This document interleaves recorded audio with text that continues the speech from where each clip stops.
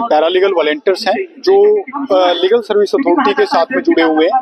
बहुत लंबे समय से 2014, 2015 ऐसे हम लोग जुड़े हुए हैं लीगल सर्विस अथॉरिटी के साथ में। यहाँ पर लीगल सर्विस अथॉरिटी जो हमारे पैरालीगल वॉलंटियर साथियों के साथ में बहुत सारा अन्याय कर रही है।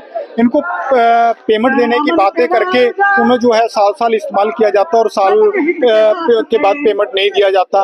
और जब जो पीएलवी उनके खिलाफ बोलता है कि भाई आप हमें पेमेंट नहीं दे रहे हो, पेमेंट दिया जाए हमें, तो लीगल सर्विस अथॉरिटी उन लोगों को मांग कर रहे हैं सुप्रीम कोर्ट ऑफ इंडिया से कि वो हमारी मांग को ध्यान दे और ग्राउंड लेवल पर देखे, जो पीएलवीज की जो समस्याएं उनको दूर करे। ज्ञापन supreme court of India, national legal service authority और लॉ मिनिस्टर को हम लोग इसके रिगार्डिंग अपना जो है वो ज्ञापन देंगे। गुजर बसर हो हम पीएलवी का, तो और यही है जो महीना में 2 से 4 दिन, 8 दिन, 10 दिन इस तरह का मिलता है, वो नहीं करके महीना का पूरे महीना मिलना चाहिए। बिहार से समान काम कर रहा है लेकिन उसके लिए समान वेतन देना पड़ेगा।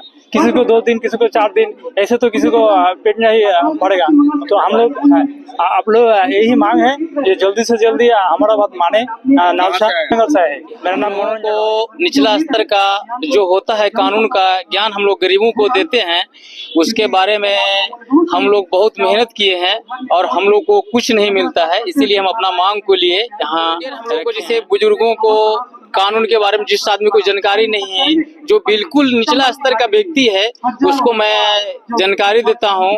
जैसे और थाने में हम लोग को ड्यूटी लगाया गया था, जैसे बच्चा खो गया, अपहरण हो गया, ठंगी वाला, उत्पीड़ित वाला संबंधित जो केस आता है, उस केस को हम लोग हैंडल करते हैं। उसके बारे में जज साहब को बताते हैं। जैसे एसिड से किसी महिला को अति हो गया, जैसे जो स्कीम है उसके स्कीम के बारे में बताते हैं, लोगों को जानकारी देते हैं।